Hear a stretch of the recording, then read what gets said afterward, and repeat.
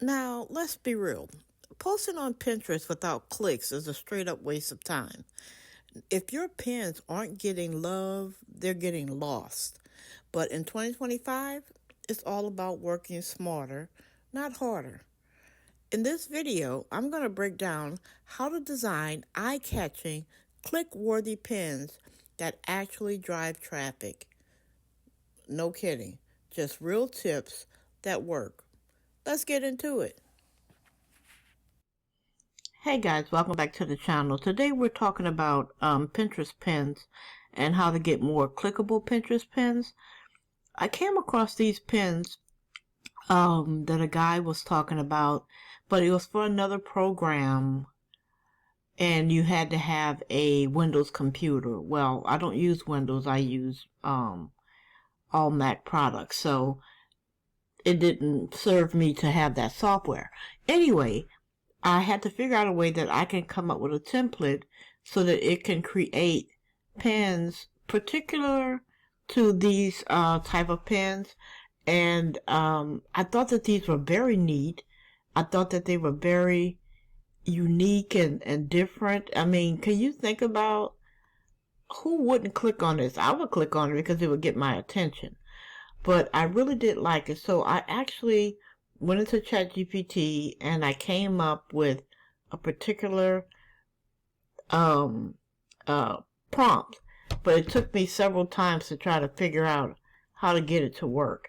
And here is one that I did. Just see if I can find. Okay. Let's see. I had just put this one in. And I will show you an example. And like I said, I don't want it to look exactly like it, but I want it to be kind of whimsical, and I want to use it as a template for creating pins for Pinterest. So let me see, give me one moment. Let me see if I can get back to it. Okay, I'm trying to find the sample pin that I use, and I don't see it. I thought I had it. One for the sample pin. Wait a minute. Okay, here it is. This was the sample pin, and I thought it was really cute, really unique. And so this is what I got using the image generator that I decided to use. The prompt, anyway, that I decided to use. And this one here doesn't have a text overlay on it, but it is a beautiful image regardless. And here's another one. Okay, so now I have another prompt. So I want to try to put that one in and see what we get. So right now we are going to clear out everything in here. And I am going to use both of my image generators. This one right here that I'm using is Ideogram. Okay, I'm going to use it in 916, which is the Pinterest type pin. And I'm going to generate that. While that goes on, I'm going to go to Lexica. And as you can see, these are the ones that I created in Lexica. I love these as well. They came out really, really nice, really different, but something different when it comes to Pinterest. Now, these are food pins, so I'm going to see how it looks on other pins. Maybe like pins that we use for AI or something like that. So I'm going to try to finesse the pins, like maybe change them up a little bit, and just to see what we can get from that type of pin. So right now I am generating both in different sections. So let's go back to Ideogram and see if we got anything. And this was actually the Valentine's Day pin. And this is what it come up. This is beautiful. It's different. I think it's even though Valentine's Day is over with, but look at that. 5 best Valentine's Day's gift for someone special. I think this will make a beautiful pin. This will make an absolutely beautiful pin that you can put up for someone. And I'm going to go in and just show you in a minute how I'm going to clean this up and get different pins that we can use. So let's see what we got. Look at this one, the best Valentine's Day image. Now that I might have to go into CANVA and clean it up. And if you haven't seen my video on how to keep as many of your pins as possible or generated AI images, because guys, you do pay for these, They do take up points, or however the metrics go with the paid program you have. So be mindful to try to keep as many as possible. It takes absolutely no time or no effort to really get rid of that little, mistake. So keep that in mind. Okay, here's another one. I think these are great. I love them. I would click on it. I mean, look at this. This is so different. Okay, so now I'm going to go back to ideogram. Okay, I'm going to go back to this pen and generate it.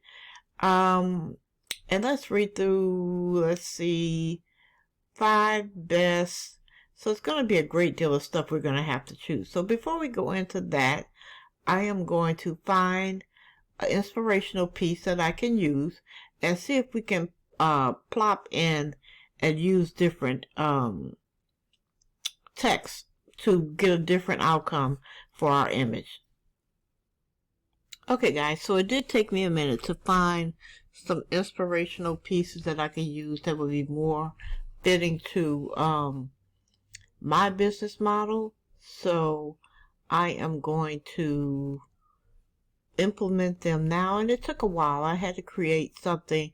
I used one of my thumbnails to kind of have ChatGPT pull some detail from that, and I was able to implement that into the new prompt. And so we're just going to see what we're going to get. Okay? We're going to see what we're going to get. Let's just erase all of this. I want to make sure that it is the right prompt. And I'm going to have that start generating. While that's going, we're going to go ahead on over to Lexica. Pull that out. And everything I find is through trial and error. If I'm able to master this, I am going to look into creating a GPT so that I can use this in the future and just be able to implement just keywords that I want to put in, the colors, and basically, or better yet, the title, and kind of pull from there. So we're going to see how this goes. Let me go on and start generating that one. And let's see if ideogram has finished its generation. Ideogram did finish its generation. And although I can use a little bit more detail in the background, I absolutely love the font and how it came out.